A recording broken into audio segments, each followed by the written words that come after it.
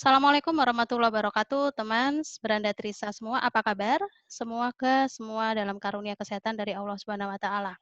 Hari ini saya kedatangan tamu yang sangat istimewa, sosok anak muda, entrepreneur, agen bisnis properti yang handal dan berprestasi di bidangnya. Saya panggil tamu saya. Selamat sore, Tan. Selamat sore, Tan. Halo, selamat sore Bu Ah, Siwi. Iya, Senang ya ketemu, kita udah 2 bulan nggak ketemu di kampus, ketemunya online. via Zoom meeting. Kedua ya Bu, Iya, setelah kemarin saya lihat Bu Siwi jadi moderator sama Pak Sandi ya. iya, iya ya ketemu deh. Ya, semoga semua kita selalu sehat ya. Tan, gimana nih kabar dari bisnisnya? Lancar sih Bu. Jadi memang kalau sekarang di properti banyak justru kita perannya sebagai orang yang ngebantu orang-orang yang lagi memang butuh uang cepat ya Bu ya. Karena Mhm. kondisi sekarang kan orang butuh eh, cash ya Bu. Jadi memang kita ngebantu orang-orang yang pengen jual rumahnya secara cepat. Ya maka dari itu sekarang justru properti harganya lagi pada di bawah pasar semua Bu Siwi. Oh, kalau saya amati dari Instagramnya Tan itu, sekarang toh juga ketika kemudian kondisi pandemik seperti ini tidak menyurutkan orang untuk kemudian, menjual propertinya karena sistemnya online ya, Tan, ya? Benar. Jadi Heeh. istilahnya sekarang digital property Bu Siwi. Dan selama bulan April kemarin juga kantor kita udah bikin digital open house. Mhm Jadi kita mhm. kita kumpulkan semacam list puluhan list rumah dan apartemen yang mau dijual. Nah, itu kita benar-benar blast bareng-bareng di Instagram dan dipromosikan secara sosial media. Jadi karena open house secara fisik mungkin udah nggak memungkinkan. Mhm Kita mhm. Karena sediakan seperti lockdown, itu. karena social distancing, kayak gitu. Iya. Oke, memang biasanya di dalam setiap ada satu kesulitan tuh sudah pasti ada suatu kemudahan kok ya. Contohnya ya seperti ini, tapi ya tergantung bagaimana kita memiliki energi positif untuk menyikapi, sepertinya seperti itu. Betul, Bu Dewi. Oke, saya ini kalau baca, biodata dari Tan sudah pasti saya ini sangat mengapresiasi.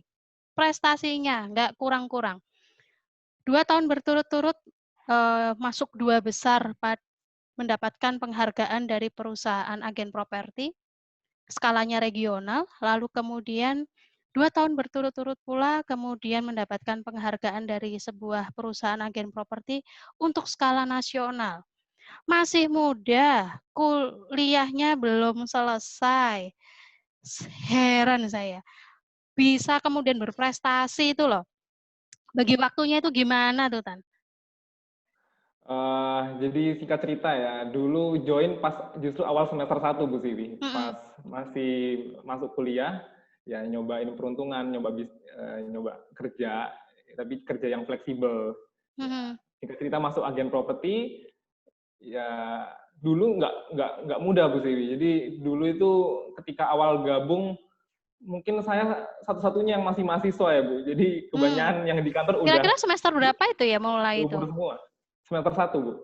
Semester 1 itu Semester identik satu anak-anak yang masih euforia lulus SMA, Tan memutuskan untuk mulai bekerja freelance. freelance, betul. Karena Luar saya biasa. rasa ketika masuk kuliah juga 24 jam saya nggak terisi dengan kuliah full, Bu Sih. Jadi masih Ya, banyak jam kosong ya kan. heeh.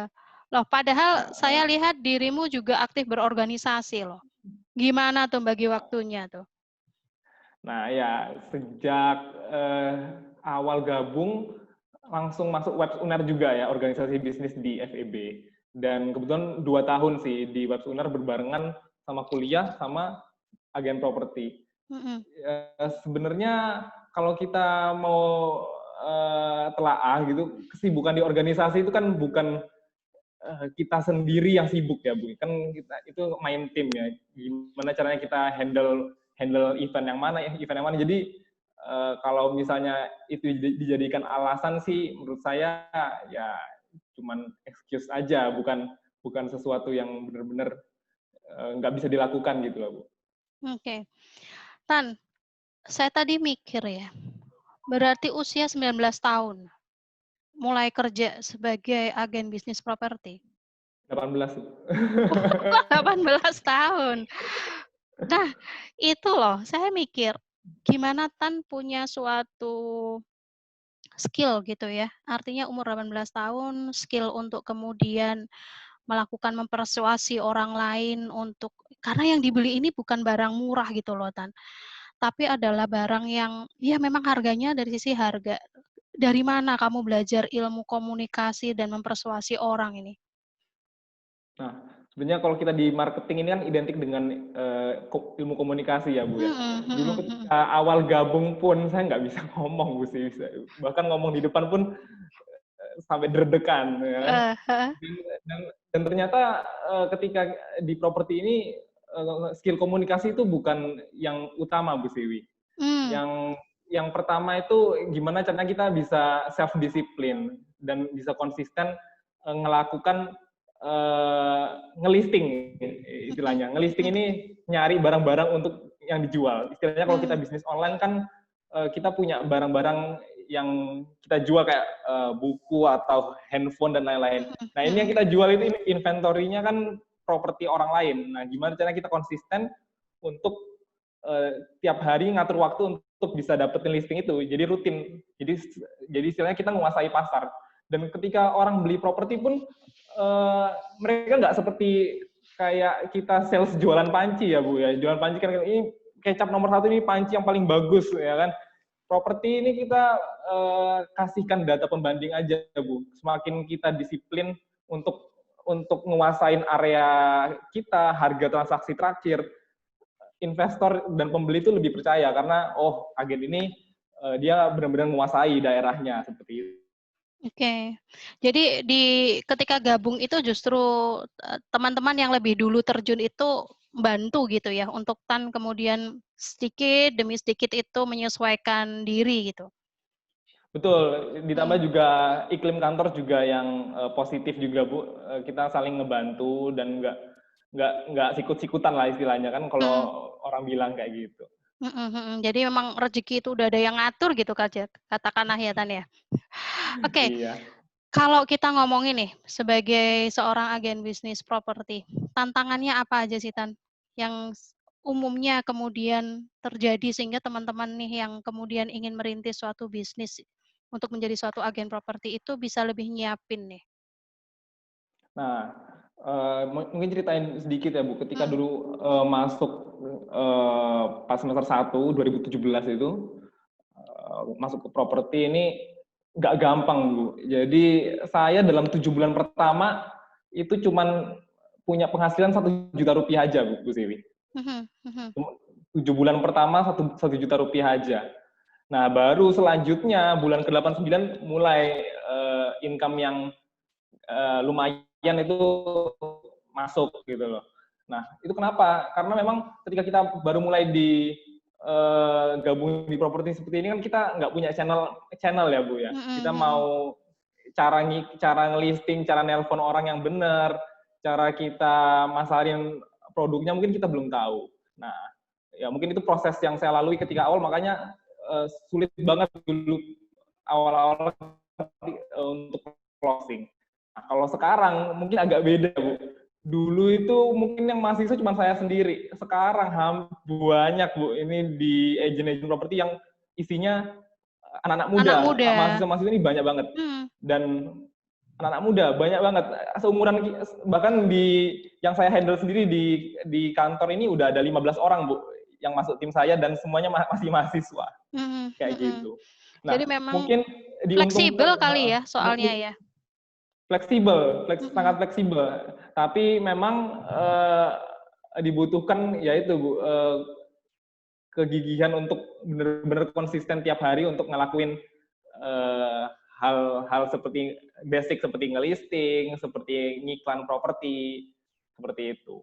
Nah oke. mungkin dan juga diuntungkan sih Bu untuk orang-orang yang anak-anak muda yang masuk sekarang karena benar-benar properti juga udah switch ke digital. Jadi anak-anak muda yang suka ngefoto dan video Mhm properti mungkin bisa lebih diuntungkan dengan kondisi sekarang. Karena mhm orang cari properti pun via online sekarang, Bu. Jarang sekarang yang udah nyari pakai banner gitu, apalagi kondisi sekarang nggak bisa keluar rumah kan kayak gitu. Nggak bisa langsung showing nih ya, kunjungin langsung ke tempatnya gitu kan karena kita lagi PSBB juga PSBB, ada iya. social distancing. Jadi mungkin karena bisnis ini cocok ya untuk anak muda karena kan anak muda juga nggak lepas dari gadget dan anak muda itu sekarang lebih bebas untuk mengekspresikan gadgetnya itu melalui katakanlah kalau misalnya untuk agen properti mereka bisa menggunakan Insta Story atau apa untuk kemudian mereka ngeliput sudut demi sudut dari rumah yang dijual, mungkin dengan caption-captionnya itu justru mungkin lebih cocok dengan anak muda gitu ya. Betul, betul, Bu Siwi. Dan juga kondisi sekarang ya, Bu, ini menurut saya banyak investor yang ready to buy karena kondisi seperti ini, COVID seperti ini mungkin nggak bakal ada lagi beberapa tahun ke depan. Harga istilahnya kita bilang harga corona sekarang, Bu. Jadi harga corona itu dari terakhir turun sampai berapa persen sih, Tan? Terakhir, Bu, ini baru banget minggu lalu saya transaksi, ya kan. Rumah di Surabaya Barat itu appraisal tahun lalu itu 4 miliar. Nah, terus kita buka harga di pasaran 3,5 miliar. Transaksinya kemarin 2,65 miliar. Jadi turunnya sampai 1 miliar loh, Bu. Dan memang yang diuntungkan buyer cash, yang ready cash. Karena kalau KPR sekarang udah nolak semua kan bank-bank. Iya, Kayak gitu. betul, kayak gitu. Baik, Tan. Lalu nih, apa sih tipsnya bagi teman-teman Beranda Trisa yang ingin sekarang lagi dengerin gitu untuk merintis bisnis properti? Oke, mungkin pesan saya untuk teman-teman yang pengen mencoba masuk jadi agen properti, ya. Yang pertama itu tentukan motivasi dulu. Teman-teman ini mau kerja, mau menghasilkan uang itu motivasinya apa? Contoh paling basic, oh saya mau umrohin bapak ibu saya, ya kan? Terus saya mau paling gampang misalnya mau ganti laptop baru sendiri, mau ganti handphone baru sendiri. Nah itu tentuin dan menurut saya harus ada measurement-nya, Bu. Jadi ada jangka waktunya yang jelas. Jadi target harus ada jangka waktu yang jelas dan terukur. Jadi dan kita mesti set bahwa kita harus dapat itu gitu. Nah, mungkin dan yang kedua, kalau udah tentukan motivasi itu dan teman-teman udah berani gabung, 6 bulan pertama itu nggak usah ngarepin hasil instan dulu. Nempel ke atasan atau manajer yang benar-benar produktif di kantor. Ikutin cara-cara kerja mereka dan istilahnya saya bilang ATM ya, Bu, amati tiru modifikasi. Diamati cara kerjanya gimana sih? Oh, dari pagi sampai malam dia aktivitasnya seperti ini. Oh, tapi kesibukan saya seperti ini. Dimodifikasi yang paling sesuai dengan teman-teman kayak gimana. Oke. Kalau saya ambil poin dari apa yang disampaikan oleh Tan tadi, teman-teman nih kalau misalnya pengen jadi agen suatu bisnis properti itu terbuka lebar karena memang sekarang dunia teman-teman dengan gadget itu menjadikan suatu membuka peluang bagi teman-teman untuk melakukan. Tetapi ada hal-hal penting yang kemudian harus menyertai, yaitu adalah dan bahkan ini adalah satu hal yang sangat penting adalah satu motivasi. Kita motivasinya apa sih kerja sebagai agen bisnis properti? Motivasi kita apa? Motivasi tersebut itu harus jelas, harus terukur. Karena kalau nggak jelas sama nggak terukur juga nanti hasilnya nggak bakal jelas dan terukur ya Tan ya. Betul. Lalu kemudian yang kedua adalah harus beradaptasi. Di antaranya adaptasinya adalah melakukan 6 bulan pertama harus beradaptasi. Cara beradaptasinya adalah mengamati, meniru, dan memodifikasi. Karena bagaimanapun juga kalau kita hanya mengamati saja tapi tanpa kita melakukan sesuatu, juga nggak akan ada hasilnya. Lalu kemudian kalau kita meniru, belum tentu itu akan sesuai dengan diri kita. Belum tentu juga sesuai dengan kesibukan kita. Sementara kita kan melakukan pekerjaan ini sebagai suatu pekerjaan awal bagi teman-teman yang dilakukan bersamaan dengan perkuliahan, kayak gitu.